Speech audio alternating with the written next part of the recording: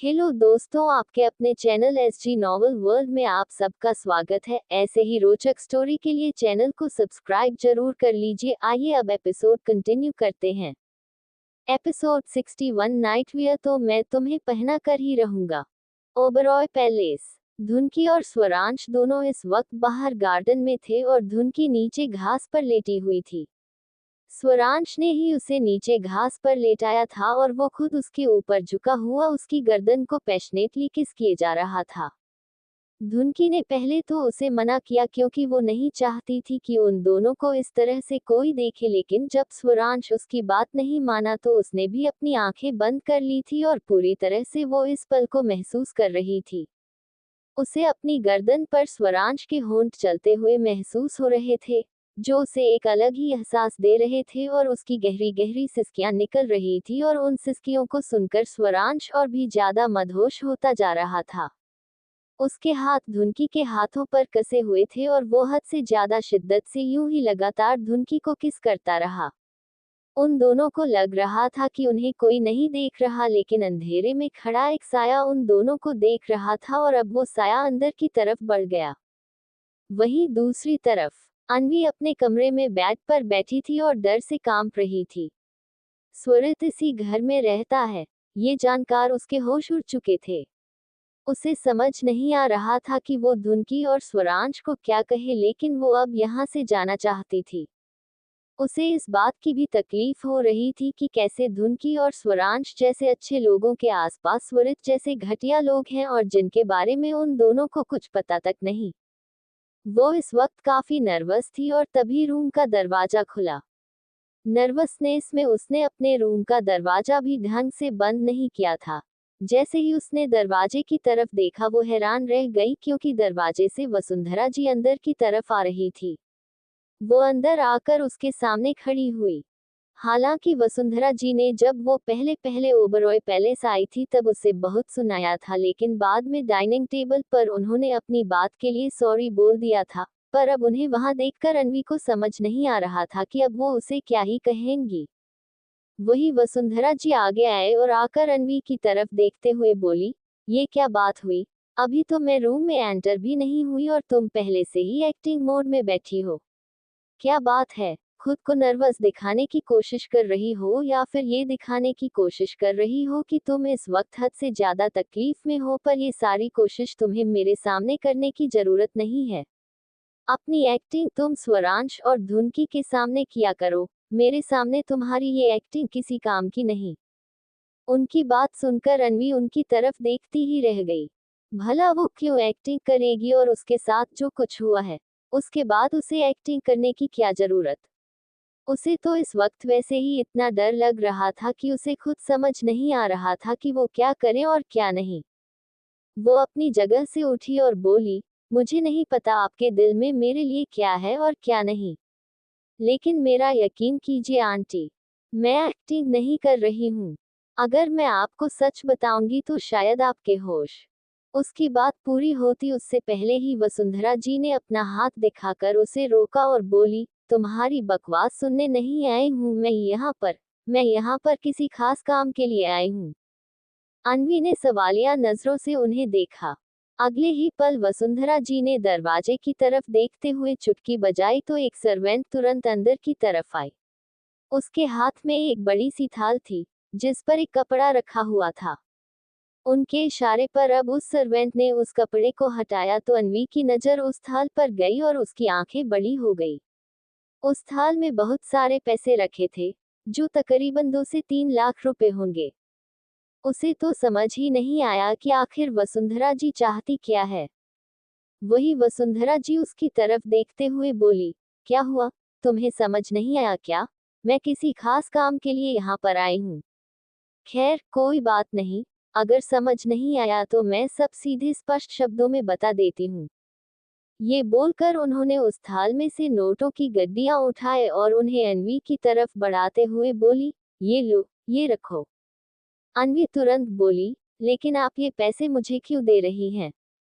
वसुंधरा जी मुस्कुराए और बोली, इतना मासूम बनने की जरूरत नहीं है।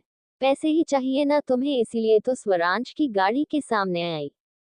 मैं जानती हूँ गरीब लड़कियां ये ट्रिक अपनाती है ताकि वो अमीर लड़के जो गाड़ियों में बैठे हैं, वो उन्हें अपने साथ अपने घर ले जाएं या अस्पताल, और फिर वो उन्हें अपनी मासूमियत के जंगल में फंसा सके। लेकिन यहाँ पर तो स्वरांश पहले ही शादीशुदा है, तो अब तुम उसके घर में आ गई ताकि तुम्हें कोई और बकरा मिल सके जिसे तुम हलाल कर सको। लेकिन इस घर में तुम्हारी ये चालाकी नहीं चलेगी। जैसे स्वरांश है ना, वैसे ही मेरा बेटा स्वरित भी बहुत मासूम है, बहुत भला भाला। अब स्वरांश को तो तुम अपने जाल में फंसा नहीं सकती, इसीलिए तुम्हारी नजरें स्वरित पर होगी। लेकिन इससे पहले कि तुम स्वरित को अपने जाल में फंसाने की कोशिश करो, मैं तुम्हें ऑफर दे रही हूँ। ये 5 लाख तुम अपने पास रखो, अगर चाहिए तो और भी मिल जाएंगे, और चुपचाप इस घर से चली जाओ। उनके मुंह से स्वरित के लिए मासूम शब्द सुनकर ही अन्वी के चेहरे पर व्यंग भरी मुस्कुराहट तैर गई थी। वो जो न जाने कितनी ही मासूम लड़कियों का कत्ल कर चुका है, वो उन्हें मासूम लग रहा था, और अन्वी, जिसकी कोई गलती नहीं थी, फिर भी उसे इतनी बड़ी सजा दी गई, वो उन्हें चालक लग रही थी। यहाँ से उसे अंदाजा हो गया था कि वसुंधरा जी कैसी औरत है, जो एक लड़की को इस तरह के ऑफर दे। उनसे और ज्यादा उम्मीद भी क्या की जा सकती थी, और वो स्वरित की मॉम थी। यहाँ से भी अंदाजा लगाया जा सकता था कि क्यों स्वरित ऐसा है। जब परवरिश ही ऐसी होगी तो बच्चा तो इस तरह का निकलेगा ही। वसुंधरा जी उसकी तरफ देखते हुए बोली, ये 5 लाख रुपए तुमने कभी अपनी जिंदगी में एक साथ देखे भी नहीं होंगे, इन्हें लो और यहाँ से चली जाओ। वैसे तो मैं तुम्हें धक्के मार कर भी इस घर से बाहर निकाल सकती हूँ, लेकिन मैं नहीं चाहती कि मेरे घर में कोई तमाशा हो, इसलिए इन्हें लेकर बिना किसी को कुछ कहे यहाँ से चली जाओ, बाकी सब मैं संभाल लूंगी। अन्वी, जो पहले यहाँ से जाना चाहती थी, अब अचानक ही उसने अपना मन बदल लिया। उसने सोच लिया था कि अब वो तब तक ओबरॉय पहले से नहीं जाएगी, जब तक वो धुनकी और स्वरांश को स्वरित का सच नहीं बता देती। वो ऐसे हार नहीं मान सकती।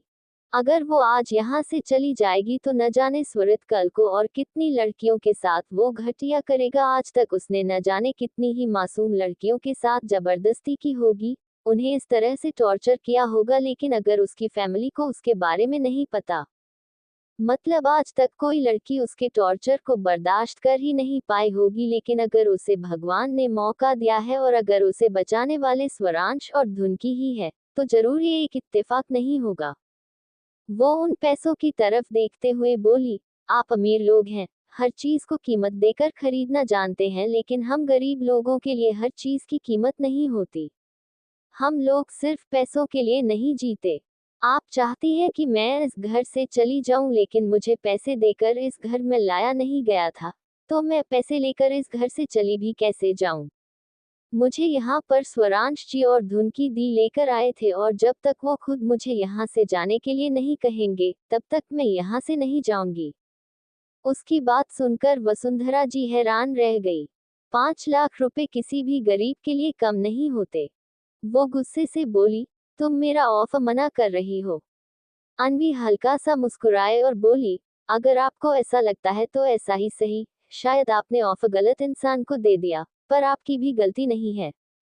अमीर लोग ऐसी छोटी मोटी गलतियां करते ही रहते हैं, पर मुझे आपका ऑफर एक्सेप्ट नहीं करना, आप यहाँ से जा सकती हैं। वसुंधरा जी दांत पीसते हुए बोली, तुम मुझे मेरे ही घर में एक रूम से बाहर जाने का बोल रही हो, तुम्हारी इतनी हिम्मत। ये बोलकर उन्होंने अन्वी पर अपना हाथ उठाना चाहा, लेकिन तभी रूम का दरवाजा एक बार फिर से खुला। वसुंधरा जी एकदम से शांत हो गई। सामने दरवाजे पर स्वरित खड़ा था। वो वसुंधरा जी की तरफ देखते हुए बोला, मॉम, मैं कब से आपको ढूंढ रहा हूँ, आप यहाँ क्या कर रही हैं। स्वरित को अपने सामने देखकर अन्वी एक बार फिर से डरने लगी थी, लेकिन उसने किसी तरह खुद को संभाल लिया। वो खुद को रिलैक्स रखने की कोशिश कर रही थी। वही वसुंधरा जी मुस्कुराए और उन्होंने जल्दी से सर्वेंट को इशारा किया, तो वो सर्वेंट वो पैसे लेकर वहां से आगे हो गई। वसुंधरा जी तुरंत दरवाजे पर आए और स्वरित की तरफ देखते हुए बोली, तुम यहाँ क्या कर रहे हो। अगर तुम मुझे ढूंढ रहे थे तो थोड़ा टाइम नीचे हॉल में वेट कर लेते, मैं आ जाती, यहाँ आने की क्या जरूरत थी। ये बोलते हुए उनके चेहरे पर नर्वसनेस साफ नजर आ रही थी, क्योंकि वो नहीं चाहती थी कि जिस तरह से स्वरित धुनकी के करीब गया था, अब वो अन्वी के करीब जाए। उन्हें डर इस बात का था कि कहीं अन्वी स्वरित को अपनी जाल में ना फंसा ले, और कहीं जिस तरह से उन्हें धुनकी और स्वरित की शादी के लिए हाँ करना पड़ा था, कहीं उसी तरह उन्हें अन्वी और स्वरित की शादी ना देखनी पड़े। वो धुनकी की वजह से अब तो गरीब लड़कियों से और भी ज्यादा नफरत करने लगी थी। उनके लिए वेदिका ही स्वरित के लिए बेस्ट लाइफ पार्टनर थी। स्वरित वसुंधरा जी की तरफ देखते हुए बोला, या मैं हॉल में आपका वेट कर सकता था मोम, लेकिन एक्चुअली मुझे थोड़ा अर्जेंट काम था तो मुझे यहाँ आना पड़ा। पर आप यहाँ क्या कर रही हैं? वसुंधरा जी तुरंत बोली, मुझे तो पता ही नहीं था कि मेरा बेटा इतना बड़ा हो गया कि माँ से ही सवाल करने लगा। स्वरित तुरंत बोला, ऐसा नहीं है मोम, वो बस आपको यहाँ पर देखा तो थोड़ा अजीब लगा। खैर, आप मेरे साथ चलिए, मुझे आपसे कुछ काम है। ये बोलकर वो वसुंधरा जी के साथ वहां से चला गया। वसुंधरा जी भी तुरंत उसके साथ साथ चलने लगी थी, लेकिन उन्होंने पलटकर एक नजर अन्वी को जरूर देखा और उनकी नजरों में गुस्सा और नफरत साफ झलक रही थी। उनके जाने के बाद अब वो सर्वेंट भी तुरंत वहां से चली गई। अन्वी ने दरवाजा बंद किया और वापस बेड पर आ गई। वो बेड पर बैठकर रोते हुए बोली, कितने घटिया लोग हैं इस घर में। सिर्फ एक स्वरांश जी और धुनकी दी है जो अच्छे हैं, और उन्हें तो पता भी नहीं कि वो किस तरह के लोगों के साथ रह रहे हैं, लेकिन मैं उन्हें इन लोगों की सच्चाई जरूर बताऊंगी। वैसे भी ये जिंदगी उन दोनों की दी हुई है। अगर मैं उनके एहसानों का कर्ज किसी और तरीके से नहीं चुका सकती, तो उनके लिए इतना तो कर ही सकती हूँ ना। ये बोलकर उसने एक गहरी सांस ली। वहीं दूसरी तरफ अब स्वरांश और धुनकी दोनों गार्डन से अपने रूम में आ चुके थे। स्वरांश ने धुनकी को अपनी गोद में उठाया हुआ था। वो उसे यूं ही अपनी गोद में उठाकर ही बाहर से अंदर लेकर आया था। धुनकी शर्म से जमीन के अंदर धंसने को हो रही थी। उसे डर लग रहा था कि कहीं कोई उन्हें देख ना ले, लेकिन स्वरांश तो जैसे पूरा बेशर्म बन चुका था। वो उसके सीने में पूरी तरह से सिमटी हुई थी और अब स्वरांश ने उसे बिस्तर पर लिटाया। लेकिन धुनकी तुरंत बिस्तर से उठी और बोली, मुझे कपड़े चेंज करने हैं। ये बोलकर वो क्लोजेट की तरफ बढ़ गई और उसने अपने लिए एक क्यूट सा नाइट सूट निकाला। स्वरांश उसकी तरफ देखते हुए बोला, तुम्हारे पास और नाइटवियर नहीं है क्या? धुनकी ने उसका सवाल सुनकर हैरानी से उसकी तरफ देखा और बोली, और नाइटवियर से क्या मतलब आपका? क्या ये अच्छे नहीं है? स्वरांश मुस्कुराया और उसके पास आते हुए बोला, मैंने कब कहा ही अच्छे नहीं है। अच्छे हैं, लेकिन थोड़े और ज्यादा अच्छे, थोड़े और ज्यादा बोल्ड। रात को भी अगर इंसान को इतने सारे कपड़े पहन कर सोना है तो क्या फायदा ऐसे अलग रूम में सोने का? फिर तो बेशक से सब एक दूसरे के साथ ही सो जाएं, है ना? उसकी बात सुनकर धुनकी की आंखें बड़ी हो गई। वो झट से बोली, स्टॉप इट मिस्टर शाय, कुछ भी बोलते हैं आप। मेरे ये नाइटवियर एकदम परफेक्ट है, और जिन नाइटवियर की बात आप कर रहे हैं ना, वो ना मेरे पास है और ना ही मुझे चाहिए। ये बोलकर वो तुरंत वहां से वॉशरूम की तरफ भाग गई। वही स्वरांश मुस्कुराते हुए बोला, वो नाइटवियर तो मैं तुम्हें पहना कर ही रहूंगा। ये बोलकर उसने अपने फोन से एक ऑर्डर कर दिया था, जो उसे कल ही रिसीव हो जाने वाला था। अब वो ऐसी शॉपिंग ना खुद करने जा सकता था और ना ही किसी और को बोल सकता था, इसीलिए उसने सब ऑनलाइन ही परचेज कर लिया था। वहीं दूसरी तरफ वॉशरूम में दरवाजे से लगकर खड़ी धुनकी मुस्कुरा रही थी। उसका चेहरा एकदम लाल हो चुका था। स्वरांश जब जब ऐसी बातें करता था, तब तब उसका दिल जोरों से धड़कने लगता था। वो मुस्कुराए और बोली, कितने बदल गए हैं ना आप मिस्टर शाय, लेकिन जो आप बदले हैं ना, ऐसा लगता है जैसे मेरी पूरी जिंदगी बदल गई हो। जो कमी मेरी जिंदगी में थी, वो आप पूरी कर रहे हैं।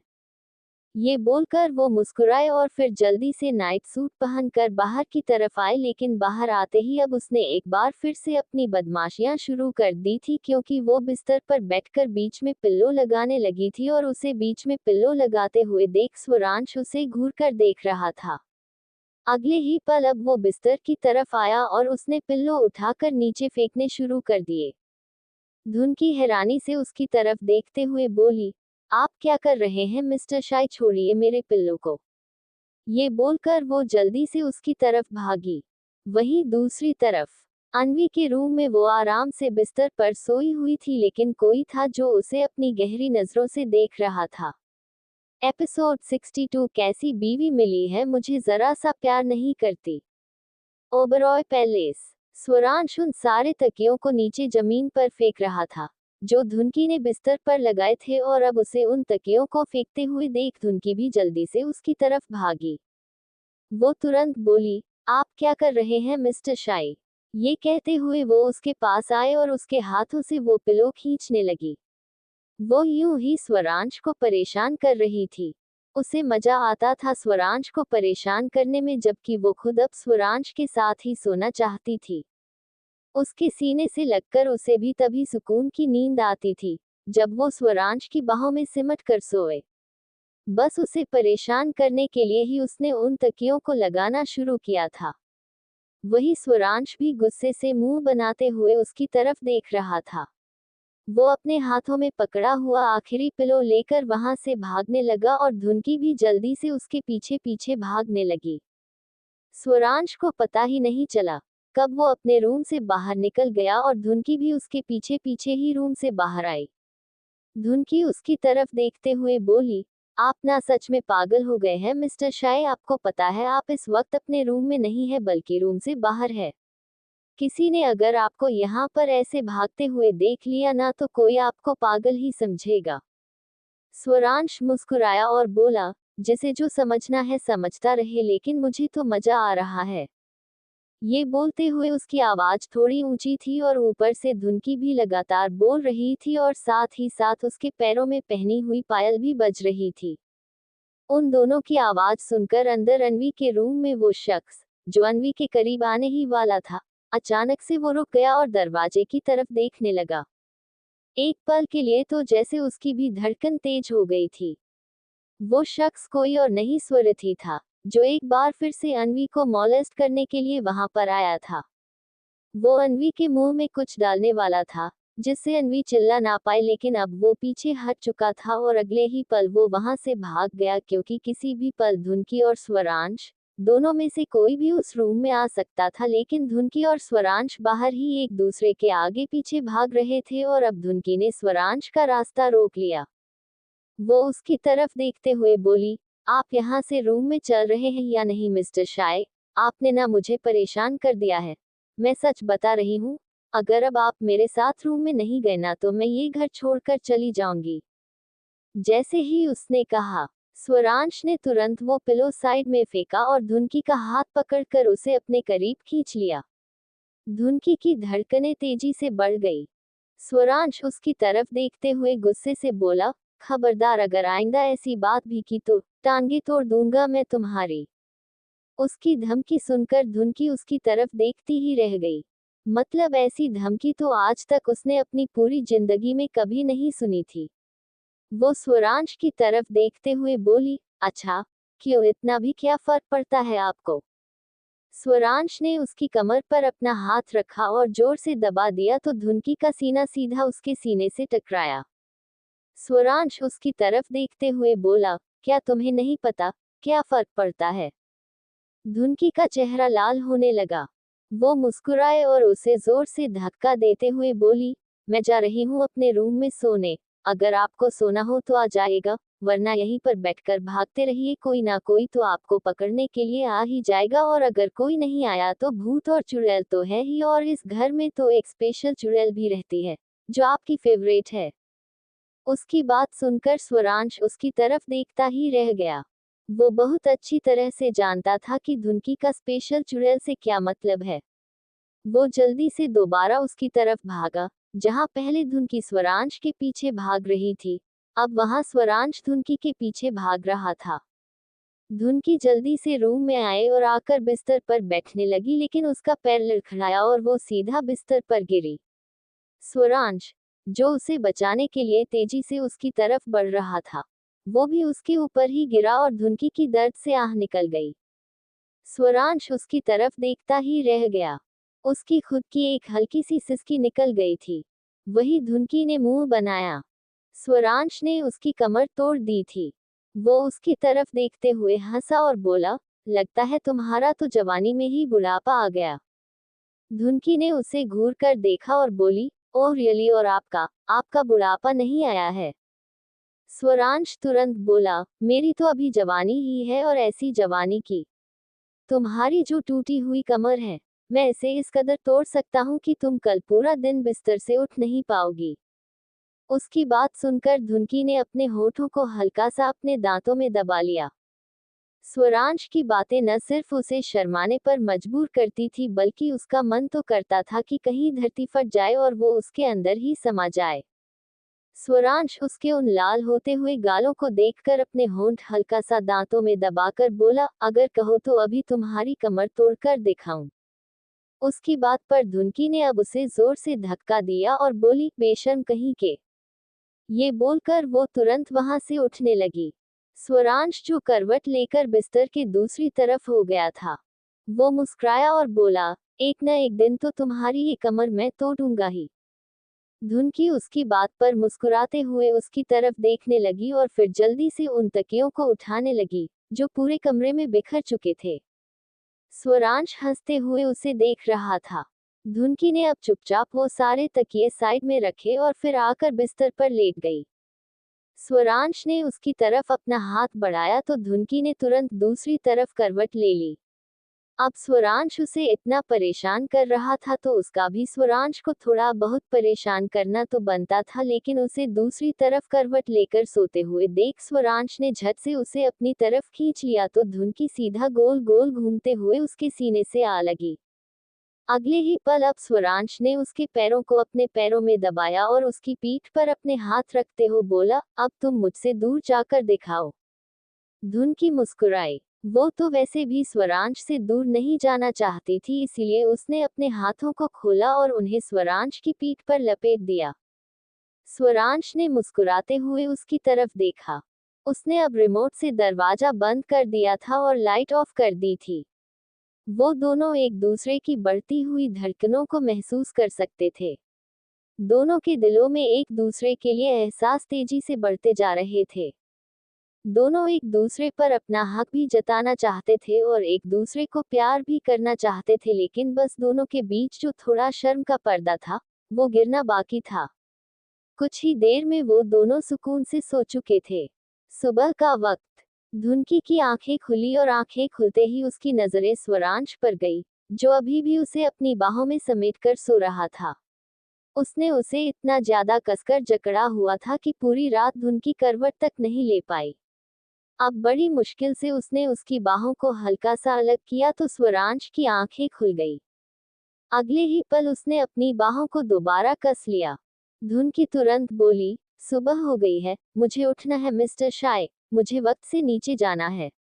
मैं सोच रही हूँ कि आज से मैं मंदिर में रोज पूजा करूंगी और उसके बाद ही घर में नाश्ते की तैयारी वगैरह शुरू होगी। उसकी बात सुनकर स्वरांश मुस्कुराया। उसकी मॉम भी बिल्कुल धुनकी जैसी थी, या फिर यूं कहें कि धुनकी उसकी मॉम जैसी थी। जब तक उसकी मॉम घर में मंदिर में आरती का दिया ना जगा ले, तब तक वो किचन में कुछ भी काम शुरू नहीं होने देती थी। उसने मुस्कुराते हुए यूं ही धुनकी को देखना जारी रखा तो धुनकी हैरानी से बोली, मुझे देखकर मुस्कुरा क्या रहे हैं आप? छोड़िए ना मुझे मिस्टर शाय, मुझे सच में नीचे जाकर बहुत। अभी वो बोल ही रही थी कि स्वरांश ने उसके माथे पर अपने होंठ रख दिए और बड़े ही प्यार से बोला, गुड मॉर्निंग। धुनकी की धड़कन एक पल के लिए तेज हो गई। अगले ही पल उसने भी अपने होंठ स्वरांश के गाल पर रखे और मुस्कुराते हुए बोली, आपको भी गुड मॉर्निंग। स्वरांश तुरंत बोला, इससे मेरी मॉर्निंग गुड नहीं होगी। ये तो बहुत कम था। अगर सच में चाहती हो कि मेरी मॉर्निंग गुड गुड हो तो कुछ और करो। ये बोलते हुए उसने अपनी जीभ को हल्का सा बाहर निकाला और फिर अपने होठों पर गोल घुमाया तो धुनकी तुरंत बोली, चुप हो जाए, सुबह सुबह शुरू मत होइए। ब्रश भी नहीं किया है ना आपने, ना मैंने, आए बड़े गुड मॉर्निंग वाले। ये बोलते हुए उसने स्वरांश के कंधे पर अपना हाथ मार दिया था। उसने स्वरांश को छोड़ा और बिस्तर से उठकर क्लोजेट की तरफ बढ़ गई। स्वरांश मुंह बनाते हुए बोला, कैसी बीवी मिली है मुझे, जरा सा प्यार नहीं करती। यूं नहीं कि पति की गुड मॉर्निंग को थोड़ा और अच्छा बना दे, उसे थोड़ा सा प्यार कर दे ताकि उसका पूरा दिन अच्छा जाए। धुनकी चुपचाप उसकी बातें सुन रही थी। उसके चेहरे पर मुस्कुराहट थी, लेकिन वो स्वरांश की बातों के जाल में फंसने नहीं वाली थी। वो अपने कपड़े लेकर वॉशरूम में जाने लगी तो स्वरांश जल्दी से वॉशरूम में घुसते हुए बोला, पहले मुझे जाने दो, मुझे बाद में जिम जाना है। ये बोलकर उसने वॉशरूम का दरवाजा बंद कर लिया और धुनकी उसकी इन बच्चों वाली हरकत पर हंसने लगी। वो अब कुछ देर के लिए बालकनी में आ गई। तकरीबन 10-15 मिनट बाद स्वरांश वॉशरूम से बाहर निकला तो धुनकी वॉशरूम के अंदर चली गई। स्वरांश अब अपने जिम एरिया की तरफ चला गया था। धुनकी शावर लेकर अच्छे से रेडी हुई और फिर नीचे की तरफ जाने लगी, लेकिन तभी उसका ध्यान अन्वी के कमरे की तरफ गया। वो खुद से ही बोली, मैं पहले अन्वी को उठा देती हूँ। इतने में वो भी फ्रेश हो जाएगी, नहा लेगी और फिर अच्छे से सबके साथ ब्रेकफास्ट करेगी। अगर वो अकेली रहेगी तो कभी अपनी सिचुएशन से बाहर नहीं निकल पाएगी। उसका लोगों से घुलना मिलना जरूरी है, और वैसे भी मिसेज ओबरॉय और वेदिका को छोड़कर तो बाकी सब लोग इस घर में अच्छे ही हैं। उनसे तो अन्वी को कोई प्रॉब्लम नहीं होगी। ये बोलकर वो अन्वी के कमरे की तरफ आ गई। उसने 2-3 बार दरवाजा नॉक किया तो अन्वी की नींद खुली और वो दरवाजा खोलने के लिए दरवाजे के पास आई। धुनकी को अपने सामने देखकर वो हल्का सा मुस्कुराई। धुनकी उसे देखते हुए बोली, नींद पूरी हुई ना तुम्हारी? अन्वी ने मुस्कुराते हुए अपना चेहरा हाँ में हिलाया और पीछे की तरफ हट गई। धुनकी अंदर की तरफ आए और बोली, मुझे टेंशन हो रही थी तुम्हारी कि पता नहीं तुम्हें रात को ढंग से नींद आई भी होगी या नहीं, लेकिन अब तुम्हारा चेहरा देखकर लग रहा है कि काफी अच्छे से सोई हो तुम। वेल, मैं तुम्हारे लिए कपड़े निकाल देती हूँ, तुम शावर लेकर उन्हें पहन लेना और फिर तैयार हो जाना, तब तक नाश्ता भी बन जाएगा। अन्वी ने उसकी बात पर अपना चेहरा हाँ में हिलाया। धुनकी ने क्लोजेट में से उसके लिए कपड़े निकाल कर दिए तो अन्वी उन कपड़ों को लेकर वॉशरूम में चली गई। धुनकी रूम से बाहर जाने लगी, लेकिन तभी अचानक से उसके कदम रुके और वो बालकनी की तरफ आई। उसकी नजरें फर्श पर टिकी हुई थी। वहां सिगरेट का एक टुकड़ा पड़ा था। उसने उस टुकड़े को उठाया और बोली, अन्वी के रूम में ये सिगरेट, इसे मैंने कहीं तो देखा है पर कहाँ याद नहीं आ रहा। ये बोलते हुए उसके चेहरे पर सवालिया एक्सप्रेशन थे। अगले ही पल उसे याद आया कि कैसे ओबरॉय पैलेस में ही उस घटिया इंसान ने उस पर अटैक किया था। शायद वो ओबरॉय पैलेस का कोई सर्वेंट था, लेकिन अब तो काफी दिनों से उसे किसी से ऐसा कुछ फील नहीं हुआ था। लेकिन फिर अन्वी के रूम में वो सिगरेट, कुछ सोचते हुए उसने उस सिगरेट को साइड में रख दिया और वो खुद से ही बोली, मुझे मिस्टर शाई से इस बारे में बात करनी होगी। ओबरॉय पैलेस में कौन कौन काम करता है, इसके बारे में तो उन्हें ही अच्छे से पता होगा। उन्हें पता लगाना होगा कि आखिर वो इंसान कौन है जो ओबरॉय पैलेस में रहकर इस तरह की घटिया हरकत कर रहा है। ये बोलते हुए उसके चेहरे पर गुस्सा साफ झलक रहा था। एक नज़र वॉशरूम की तरफ देखकर वो अन्वी के रूम से बाहर निकली और बाहर आते ही वो सीधा नीचे की तरफ आई। सबसे पहले उसने अपने हाथों को अच्छे से धोया और फिर मंदिर में आ गई। उसके आरती करने की आवाज धनंजय जी के पास तक जा रही थी और उनके चेहरे पर मुस्कुराहट तैर रही थी। आज कितने दिनों बाद उन्होंने ओबरॉय पैलेस में वो सुकून महसूस किया था जो वो बरसों से मिस कर रहे थे। आरती करने के बाद अब धुनकी किचन में आए और आकर अपना काम करने लगी। वहीं दूसरी तरफ अन्वी वॉशरूम में थी और शावर ले रही थी, लेकिन वॉशरूम का दरवाजा हल्का सा खुला था और उसके बाहर स्वरित खड़ा था, जिसकी नजरें अन्वी पर थी। उसका बदन देखकर स्वरित के हाथ पैर कसने लगे थे। उसका मन कर रहा था कि वो अंदर की तरफ जाए। जैसे ही उसने अपना कदम अंदर बढ़ाना चाहा, अचानक से उसे पीछे से कदमों की आहट सुनाई दी तो वो तुरंत पीछे हट गया, लेकिन वो वहां से जाता उससे पहले ही स्वरांश कमरे में आ चुका था। स्वरांश ने हैरानी से स्वरित की तरफ देखा। उसे वहां पर देखकर वो शॉक था, क्योंकि अन्वी के पास स्वरित का तो कोई काम ही नहीं था। वो तुरंत बोला, आप यहाँ पर भाई? स्वरित उसके सवाल पर थोड़ा हड़बड़ा गया, लेकिन अगले ही पल उसने खुद को नॉर्मल किया और बोला, वो एक्चुअली में अन्वी से पूछने आया था कि वो ठीक तो है ना। आई मीन, तुम और धुन की उसका अच्छे से ख्याल रख रहे हो। मैं ये जानता हूँ, लेकिन मेरा भी तो कुछ फर्ज बनता है ना। बस इसीलिए मैं यहाँ आया था ताकि उससे पूछ सकूं कि उसे अगर किसी हेल्प की जरूरत है तो वो मुझे बता दे। स्वरांश मुस्कुराया और बोला, आपको उसकी फिक्र करने की जरूरत नहीं है भाई। मैं और धुन की हैं, उसका अच्छे से ख्याल रख लेंगे। आप प्लीज कोई टेंशन मत लीजिए। स्वरित तुरंत बोला, इसमें टेंशन की क्या बात है। वेल, मुझे भरोसा है तुम दोनों पर कि अगर तुम दोनों ने कोई काम अपने हाथ में लिया है तो उसे अच्छे से ही करोगे। ये बोलकर वो स्वरांश के पास आया और उसके कंधे को हल्का सा थपथपा कर आगे की तरफ बढ़ गया। आगे दरवाजे के पास आकर उसने पलटकर स्वरांश की तरफ देखा। इस वक्त उसके चेहरे पर स्वरांश के लिए हद दर्जे की नफरत झलक रही थी। एपिसोड 63, तुम्हें मेरी बातें, मेरी फीलिंग्स फ्लट लगती है। ओबरॉय पैलेस। स्वरित अभी अभी अनवी के रूम से बाहर निकला था। वो कब से वॉशरूम के बाहर खड़ा अनवी को देख रहा था। उसके खूबसूरत बदन को देखते हुए स्वरित के हाथ पैर कान पे जा रहे थे। वो तो वॉशरूम के अंदर जाने वाला था। अगर आखिरी वक्त पर स्वरांश वहां पर नहीं आता, लेकिन स्वरांश को भी उसके इरादों के बारे में पता नहीं चला, बल्कि एक बार फिर से स्वरित ने स्वरांश को अपनी बातों में उलझा लिया था। उसके जाने के बाद अब स्वरांश की नजरें इधर उधर घूमने लगी। जब उसे अनवी कई नजर नहीं आई तो वो समझ गया कि शायद अभी वॉशरूम में है। वो यहाँ पर अनवी से उसके बाबा के बारे में बात करने आया था, क्योंकि कुछ ही वक्त पहले उसके बाबा मुंबई पहुंच गए थे और उन्हें हॉस्पिटल में एडमिट करवा दिया गया था। वो यही गुड न्यूज अनवी को देने वाला था। पर अब अनवी को वॉशरूम में देखकर वो वापस अपने रूम में चला गया। कुछ देर बाद अनवी रेडी हुई और हॉल में आ गई, जहां डाइनिंग टेबल पर सब लोग आना शुरू हो गए थे। जैसे ही धुनकी ने अनवी को देखा, वो मुस्कुराते हुए आगे की तरफ आए और अनवी का हाथ पकड़कर बोली, कल तुमने सबके साथ डिनर नहीं किया, लेकिन आज तुम सबके साथ ही ब्रेकफास्ट करोगी। अनवी, मैं जानती हूँ इस वक्त तुम ठीक नहीं हो। तुम्हें वो सब चीज याद आती होगी और सब लोगों के सामने तुम्हें थोड़ा अजीब फील होता होगा, लेकिन जब तक तुम लोगों से घुलोगी मिलोगी नहीं, तब तक तुम स्ट्रांग कैसे बनोगी, उन सब चीजों से बाहर कैसे आओगी। उसकी बातें सुनते हुए अनवी की नजरें सामने स्वरित पर थी और धुनकी की बातें अब वो बहुत अच्छी तरह से समझ रही थी। सही तो कहा था धुनकी ने कि अगर वो इन सब चीजों से भागेगी तो स्ट्रांग कैसे बनेगी, और सबसे ज्यादा अगर उसे किसी का सामना करना था तो स्वरित का, ताकि स्वरित की सच्चाई सबको बता सके। ऐसे तो ना जाने वो कितनी ही लड़कियों की इज्जत के साथ खिलवाड़ करेगा और कितनी ही मासूम लड़कियों की जान लेगा। उसकी आंखें डाइनिंग टेबल की तरफ देखते हुए धुनकी मुस्कुराए और बोली, तुम्हें भूख लगी है क्या।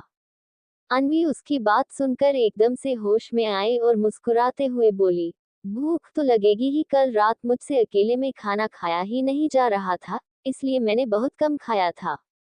पर अब मैं अच्छे से खाने वाली हूँ।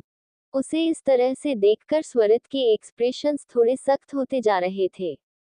उसे अनवी को डरते हुए देखना था, लेकिन यहाँ तो अनवी अब अपने कदम डाइनिंग टेबल की तरफ बढ़ा रही थी और वो भी एकदम कॉन्फिडेंट होकर, बिना किसी डर के, बिना किसी झिझक के उसे यूं देखकर अब वो व्यंग्य से मुस्कुराया। धुनकी भी अनवी के साथ साथ आगे की तरफ आई। तभी उसकी नजर सीढ़ियां उतरते हुए स्वरांश पर गई और स्वरांश को देखकर वो हल्का सा मुस्कुराई। आज भी उसने स्वरांश के लिए उसकी पसंद का खाना बनाया था। आज स्वरांश ऑफिस भी जाने वाला था, तो वो सोच रही थी कि वो उसका टिफिन भी पैक करेगी, लेकिन फिर कुछ सोचते हुए उसने वो हरकत नहीं की, क्योंकि अब उसके दिमाग में कुछ और चल रहा था। धनंजय जी मुस्कुराते हुए धुनकी की तरफ देख रहे थे।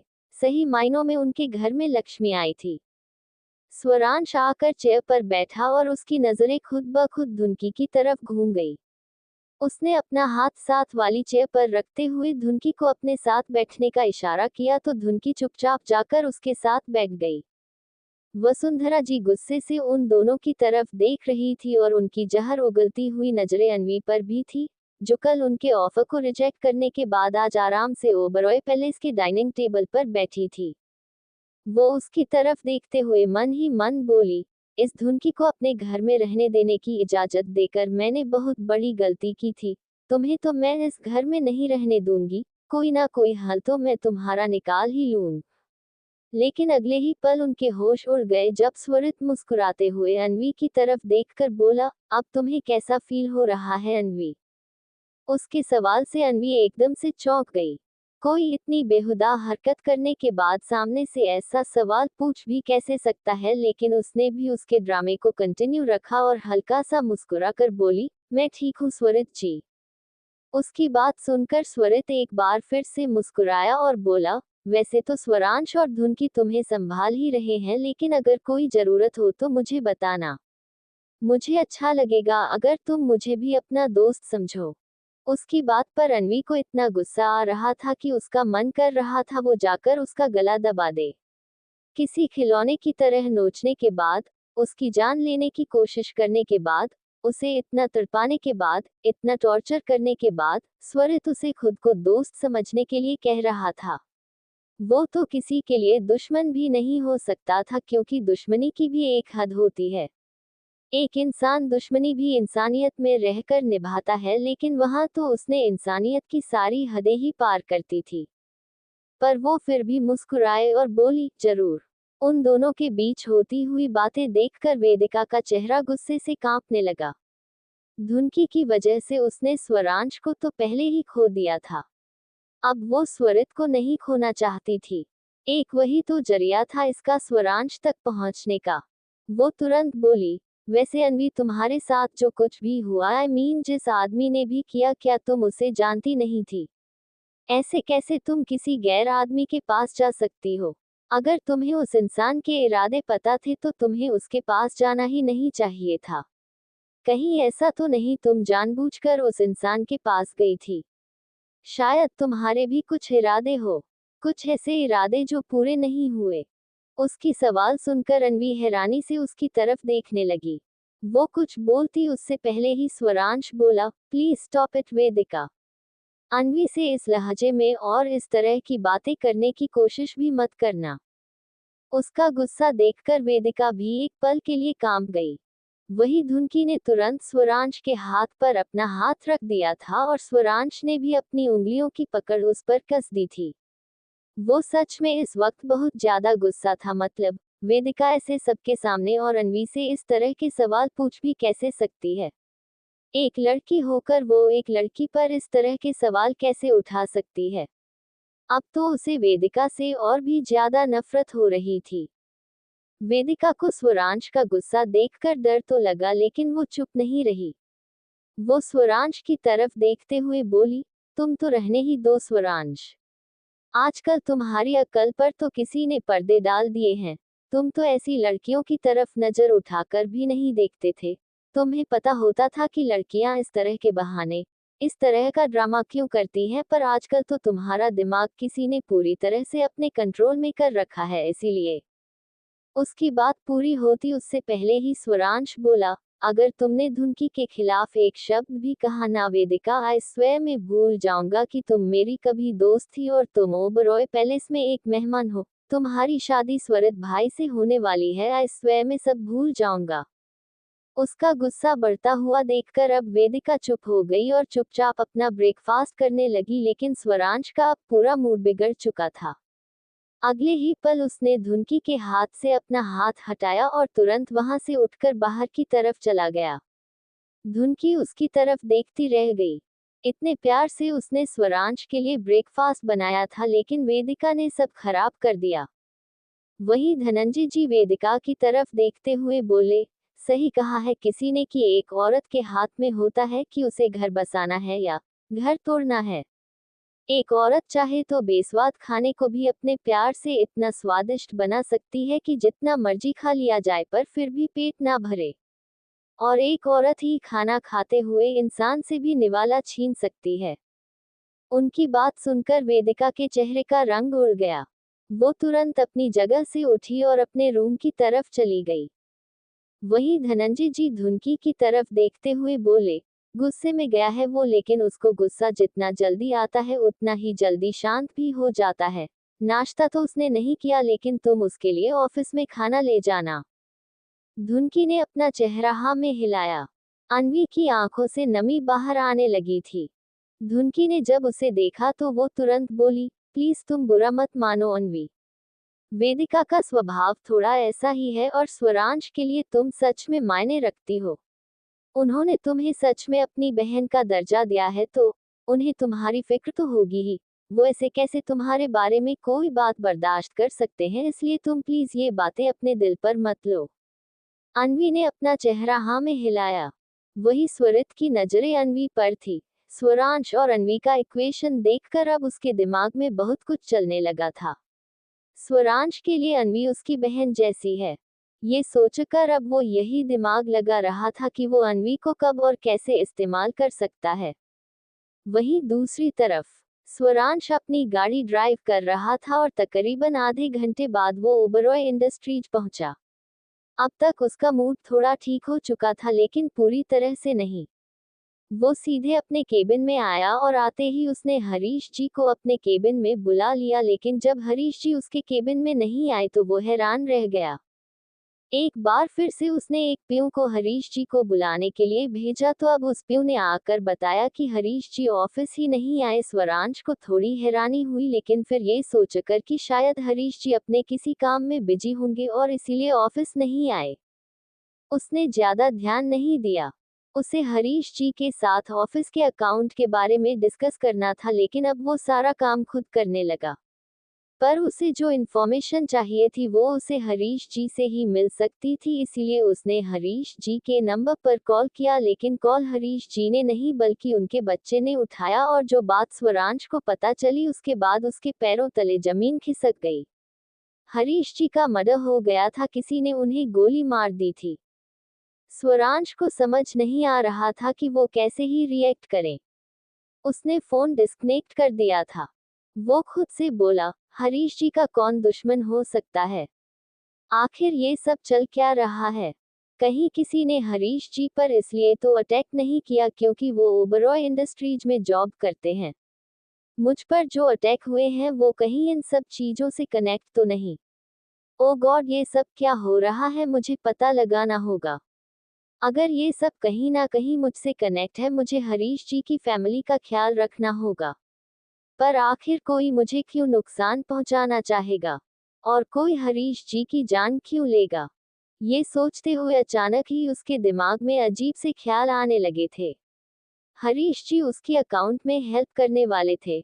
वो इन्फॉर्मेशन देने वाले थे जिसके बाद फाइल्स ना होने के बावजूद भी स्वरांश पिछले सारे सालों का अकाउंट चेक कर सकता था और अगर कोई अकाउंट छुपाना चाहता था। वो खुद से बोला, आखिर कोई मुझसे अकाउंट क्यों छुपाना चाहेगा? क्योंकि कोई भी अकाउंट में हेयर फॉल नहीं कर सकता, सिर्फ एक इंसान को छोड़कर, और वो है खुद स्वरित भाई। पर वो ऐसा क्यों करेंगे? वो अकाउंट के साथ फिर क्यों करेंगे? सब कुछ उनका ही तो है। ओ गॉड, मेरा सिर दर्द करने लगा है। मुझे नहीं समझ में आ रहा मैं क्या ही करूं। अभी वो बोल ही रहा था कि केबिन का दरवाजा खुला। अगले ही पल वो शॉक हो गया क्योंकि केबिन में कोई और नहीं धुनकी आई थी, जिसके हाथों में टिफिन था। वो लंच तक का वेट नहीं कर सकती थी, इसलिए ब्रेकफास्ट लेकर ही स्वरांश के पास आ गई थी। धुनकी को देखते ही स्वरांश जैसे अपनी सारी टेंशन्स भूल गया था। उसका चेहरा थोड़ा खिल गया था। घर पर जो भी बात हुई वो सारी उसके दिमाग से निकल गई थी। वही धुनकी मुस्कुराते हुए उसके पास आए और टिफिन टेबल पर रखते हुए बोली, क्या हुआ, इतना परेशान क्यों हो रहे हो? स्वरांश तुरंत बोला, तुम यहाँ? धुनकी मुस्कुराते हुए ही बोली, पति जब नाराज होकर घर से ऑफिस आ जाए तो पत्नी बेचारी क्या करे? अब वो अपने पति को भूखा कैसे रहने दे सकती है? इसलिए सोचा आपके लिए टिफिन ले आऊं। स्वरांश तुरंत बोला, अपने पति की इतनी फिक्र? जब सुबह पति गुड मॉर्निंग और ज्यादा गुड करने के लिए बोल रहा था तब तो तुम्हें तुम्हारी इस पति पर तरस नहीं आया। धुनकी का चेहरा इतनी सी बात पर ही लाल होने लगा था। अगले ही पल वो थोड़ा शर्माते हुए बोली, मैं यहाँ पर आपको सिर्फ खाना खिलाने आई हूँ, इसलिए अपना ये फ्लैट अपने पास रखिए, मुझे नहीं चाहिए। ये बोलकर वो जैसे ही वहां से दूसरे टेबल की तरफ जाने लगी, स्वरांश ने उसका हाथ पकड़कर उसे रोका और अपने ऊपर खींच लिया। धुनकी सीधा उसके गोद में आकर बैठी। स्वरांश ने उसकी कमर पर अपना हाथ रखा और बोला, तुम्हें सच में लगता है मैं तुम्हारे साथ सिर्फ फ्लर्ट करता हूँ? तुम्हें मेरी बातें, मेरी फीलिंग्स फ्लर्ट लगती है? धुनकी मुश्किल से अपनी हंसी कंट्रोल करते हुए बोली, ये फ्लर्ट नहीं है तो और क्या है मिस्टर शाई? उसकी बात सुनकर स्वरांश ने अब अपना हाथ धीरे धीरे उसके पीठ की तरफ ले जाना शुरू किया और बड़ी इंटेंस वॉइस में बोला, तुम सच में जानना चाहती हो ये क्या है? धुनकी की धड़कनें तेजी से बढ़ने लगी। वो तुरंत उन धड़कनों को संभालने की कोशिश करते हुए बोली, मुझे मुझे खाना लगाने दीजिए मिस्टर शाई। ये बोलकर वो जैसे ही उसकी गोद से उठने लगी, स्वरांश ने उसे अपनी बाहों में जकड़ लिया और बोला, वैसे तो लोग खाना खाने के बाद मीठा खाते हैं, लेकिन मैं ये खाना तब खाऊंगा जब तुम मुझे पहले मीठा खिलाओगी। उसकी बात पर धुनकी बस उसकी तरफ देखती रह गई। एपिसोड 64, तुम ये बताओ कि तुम यहाँ से कब दफा होने वाली हो? ओबरॉय इंडस्ट्रीज। धुनकी हैरानी से स्वरांश की तरफ देख रही थी, जो खाना खाने से पहले उसे मीठा खिलाने की बात कर रहा था, और उसका मतलब कौन से मीठे से था, ये बात भी धुनकी बहुत अच्छी तरह से जानती थी। वो तुरंत बोली, छोड़िए मुझे मिस्टर शाई। ये कोई हमारा रूम नहीं है, ये आपका ऑफिस है। आप अपने केबिन में बैठे हैं, अगर कोई आ गया तो। ये बोलकर वो जैसे ही दोबारा उठने की कोशिश करने लगी, स्वरांश ने उसे कसकर अपनी बाहों में जकड़ लिया और बोला, अगर कोई आएगा तो चला जाएगा। उन लोगों का बॉस हूँ, इसका मतलब ये तो नहीं मेरी अपनी कोई पर्सनल लाइफ नहीं है। ये ऑफिस है, इसका मतलब ये तो नहीं कि यहाँ पर मैं अपनी बीवी के साथ रोमांस नहीं कर सकता। मैं तो अपने एम्प्लॉइज को भी खुली छूट दूंगा कि उन्हें जब जहाँ रोमांस करना है, वो कर सकते हैं।